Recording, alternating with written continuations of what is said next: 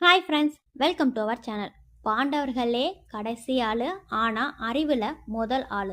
போர் நடக்கிறதுக்கு முன்னாடியே யார் ஜெயிப்பாங்க யார் சாவாங்கன்னு இவருக்கு தெரியும். ஆனால் யார்கிட்டையும் சொல்லலை. ஏன்?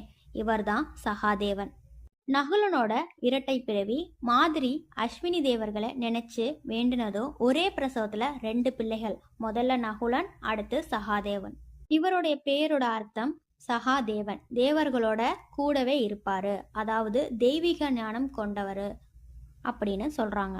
அஸ்வினி தேவர்கள் ஆயுர்வேதம், ஜோதிடத்தின் கடவுள். அந்த வரத்துல சகாதேவனுக்கு பூத, வர்த்தமான, பவியுஷ 3 காலமும் தெரியும். குருஷேத்திர போரை எப்படி ஆரம்பிக்கணும், எப்போ ஆரம்பிக்கணும் தர்மர் இவர்கிட்ட கேட்டுதான் முடிவே எடுப்பாரு. எல்லாம் தெரிஞ்சும் ஏன் சொல்லலை? சொன்னா தலை வெடிச்சு செத்துடுவாரு. இது தேவர்களின் சாபம். கிருஷ்ணர் மட்டும் ஒரு தடவை கேட்டாரு, போரை நிறுத்த வழி சொல்லணும். சகாதேவர் சொன்னாரு, என்னை கட்டி போட்டு தர்மரை கொன்னுட்டீங்கன்னா போரே வராதுன்னு. கிருஷ்ணர் சிரிச்சுட்டே, உனக்கு தெரியும், ஆனா தர்மம் நடக்கணும்னு நீ எதையுமே சொல்லாம இருக்க அப்படின்ட்டு போயிடுறாரு.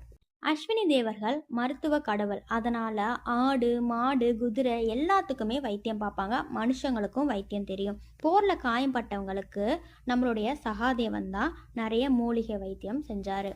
நகுலன் மாதிரி இவரும் வால்போர்ல கெட்டிக்காரர். கூடவே இவருக்கு கோடாரி சண்டையுமே தெரியும். தர்மனுக்கு அடுத்து தர்மம் பேசுறது இவர் மட்டும்தான். பொய் சொல்லவே மாட்டாரு, அதிகமாகவும் பேசவே மாட்டாரு. எல்லா அண்ணன்களுக்கும் செல்ல தம்பி. தர்மர் எந்த முடிவெடுத்தாலும் சகாதேவனோட சம்மதத்தை கேட்டுதான் எடுப்பாரு. இதுதான் சகாதேவருடைய பிறப்பு. இந்த வீடியோ உங்களுக்கு பிடிச்சிருந்தா லைக் பண்ணுங்க, ஷேர் பண்ணுங்க. இந்த மாதிரி மகாபாரத சீரீஸை கேட்கறதுக்கு நம்ம சேனலை மறக்காம சப்ஸ்கிரைப் பண்ணுங்க.